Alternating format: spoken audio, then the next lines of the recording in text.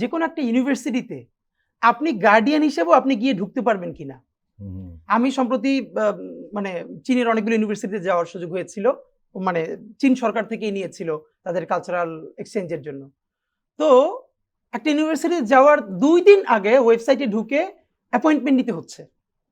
এর মানে আজকে তারা কয়জনকে ইউনিভার্সিটিতে ঢুকাবে, বিকজ আপনি যদি হুট করে অনেক ভিজিটার ঢুকে যান, আপনি ভিজিট করলেন কিন্তু শিক্ষার্থীর পরিবেশ নষ্ট হলো কিনা। এখন আমাদের প্রথম কথা হলো, আপনি ঢাকা ইউনিভার্সিটিকে আসলে কি হিসেবে ট্রিট করতে চান? এটা একটা বিশ্বের বাংলাদেশের সবথেকে বড় পার্ক, ওকে ফাইন, না এটা একটা মিটিং প্লেস, সভা সমাবেশের জায়গা, না অথবা এটা একটা মেইনলি একাডেমিয়া, এটা একটা পড়াশোনার জায়গা। যদি প্রধান উদ্দেশ্য হয় ইউনিভার্সিটি মানে পড়াশোনা, তাহলে এইখানে শিক্ষার্থীরা কি চায়, মানে তারা কিভাবে পড়াশোনা করতে চায়, সে তার হলের সামনে, আমি মানে কি বলবো, রোকেয়া হল এবং শামসুন্নাহার হলের যারা থেকেছে তাদের আজীবনের দুঃখ হইল এত সাউন্ড পলিউশন। এটা বিশ্ববিদ্যালয়, কিন্তু টিএসসিতে রাত 12টা পর্যন্ত 1টা পর্যন্ত এমন কোনো দিন নাই রাজু ভাস্কর্য বা টিএসসিতে উচ্চস্বরে গান হচ্ছে না, ব্যান্ড হচ্ছে না, এবং পরের দিন যার পরীক্ষা সে পড়তে পারছে না। মানে একটা ইউনিভার্সিটি। অথচ এখন আমার যে আফসোসটা কি, আমাদের এই ম্যাডামরা, আমাদের এই স্যাররা নিজেরা সেই সব একাডেমিয়ায় পড়ে এসেছেন। সেখানে একজন গার্ডিয়ান পর্যন্ত ইউনিভার্সিটিতে ঢুকতে হলে একটা, অফকোর্স ঢুকতে দেয়, একটা প্রক্রিয়া। আজকে পুরো ক্যাম্পাসে কয়জন ঢুকবে, হকার অফকোর্স না। এর মানে কি, এখন আপনি আমাকে যদি বলেন, অনেকে দেখেন একটা পপুলিস্ট কথা খুব বলার চেষ্টা করছে রাজনীতিবিদ হিসেবে, এটা পাবলিক পয়সায় করা, সুতরাং পাবলিক এখানে যেতে পারবে না কেন, জনগণের পয়সা করা। রাইট? তাহলে এবার আমি একটা প্রশ্ন করি, সুপ্রিম কোর্ট কার পয়সায় করা? জনগণের পয়সায় না?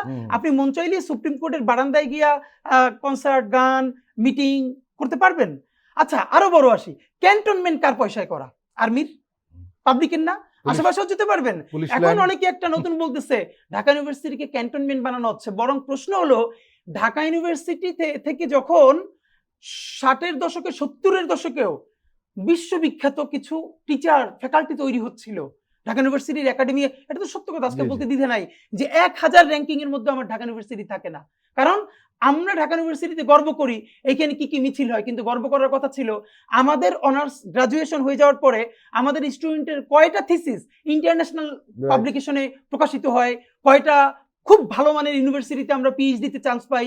এর মানে আমাদের এখানে মেইনলি পুরো বাংলাদেশে কোনো ইউনিভার্সিটি নাই, আছে ইউনিভার্সাল কোচিং সেন্টার। এটা আমি আপনাকে বললাম। এরপরও এখন আমরা কি আজীবন সেখানেই থাকবো, নাকি আমরা একটু করে সামনে আগাবো? তো আপনি যদি চান যে না আমাদের ইউনিভার্সিটি গুলোকে রিয়েলি ইউনিভার্সিটি তৈরি করা, আপনি শুরু করবেন কাকে দিয়ে? প্রথম ধাপ হলো ঢাকা ইউনিভার্সিটি।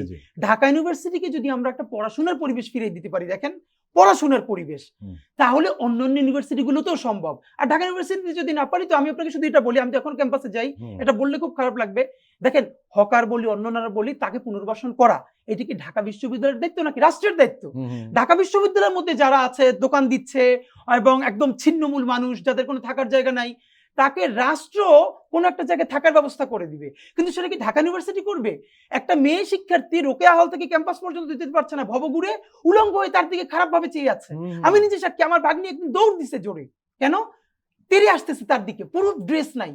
আপনি টিএসসির মতো জায়গায় থেকে কার্জন হলে যেতে গাছের পাশে পাশে দেখবেন মলমূত্র পড়ে আছে, একটা শিক্ষক শিক্ষার্থী নাক চেপে যেতে পারছে না। এবং আরো বলি, সুফিয়া কামাল হলের সামনে মেয়েরা নিজের হল যেতে ভয় পায়, কারণ এমন ছিন্নমূল এবং অনেকে মাদকাসক্ত। এখন আমি এর মানে মাদকাসক্ত, এরপরে নেশা করে, এই কথাগুলো আমি অনুমানুষ হিসেবে বলছি না, আমি বলছি এটা তার প্রবলেম। রাষ্ট্র তাকে অন্য জায়গায় নিয়ে পুনর্বাসন করবে, সেটা ঢাকা বিশ্ববিদ্যালয়ের শিক্ষার্থী সাফার করবে কেন?